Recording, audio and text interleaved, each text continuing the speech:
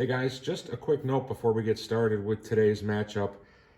I probably should have saved last week's St. Dragon and Javelin matchup for later in the season. I was just so curious. I wanted to get those two out on the track and see how they would do. I couldn't hold off, but I probably should have because I think the rest of the matchups within the kit division very well might pale in comparison as far as times. Maybe not, we'll see, but thanks for tuning in. Let's get started with today's matchup. Race season continues today at Hey Dad RC. Week 4 of the summer series about to come at you. Today will actually be week number 2 coming from the kit division, and as we can see before us, two very iconic to me vehicles. On the left, the Chrome Edition Midnight Pumpkin. On the right, the Lunchbox. Just a brief history of these two trucks before we get rolling. The Midnight Pumpkin on the left I picked up last fall. I had an itch to build a kit. I bought this one. I've never had a Lunchbox. It is completely stock with the exception that I did put full ball bearings throughout when I built it. On the right, the Lunchbox, I picked this up 5-6-ish years ago.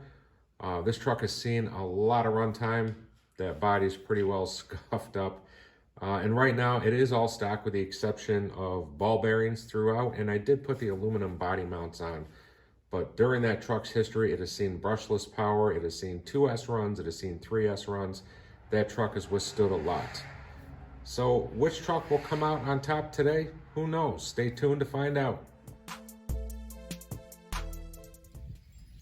Week 4 weather and track condition report. Abundant sunshine today, dry conditions, slightly breezy, temperature in the mid-70s. As far as the track, much like last week, very dry, very loose. It'll be interesting to see how these vehicles do out on the track. Today's race is being brought to you by Brownlee Septic. If you can't get it to flush, call Brownlee. They'll get there in a rush.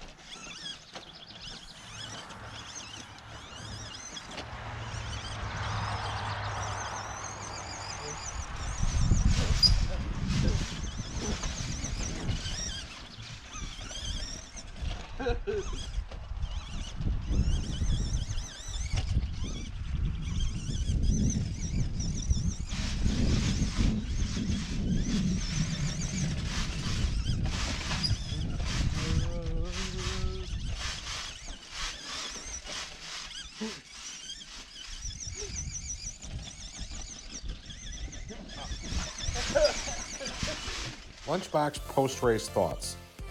These trucks by Tamiya have never really turned all that well. A lot of times to get them to turn sharp, You got to hit the brake and kind of swing that rear end around if you can. With this one, I'm sure you heard it in the race. I didn't realize until I started driving it, but you were getting a lot of wheel spin inside of the tire. I typically don't glue my Tamiya wheels, and today I think I hurt the Lunchbox. Unlike the Lunchbox, the Midnight Pumpkin has only been run one time, so it's stock electronics, and the tires are seated better in the wheels than they are on the Lunchbox, which is taking quite a bit of abuse. That led to a lot more wheelie popping action for the Midnight Pumpkin, which makes it harder to steer, so that's why I think this came in just a notch above the Lunchbox, but not by all that much. Okay, look at the numbers for the Lunchbox. We see it finished with a fastest lap of 13.51 seconds, with an average of 14.37. For the Midnight Pumpkin, 12.79 fastest lap time with an average of 13.89. How does that shape up on the kit division leaderboard? Still well behind the Javelin and St. Dragon, but I think that was to be expected. And if you take a look at the Ready to Run division, they still lag behind the slowest one there so far, the Bandit. But overall, I think how how the Pumpkin and the Lunchbox drives, I think, it was pretty respectable, especially given how the Lunchbox was, the wheels were spinning inside of the tires. That's going to do it for this one, guys.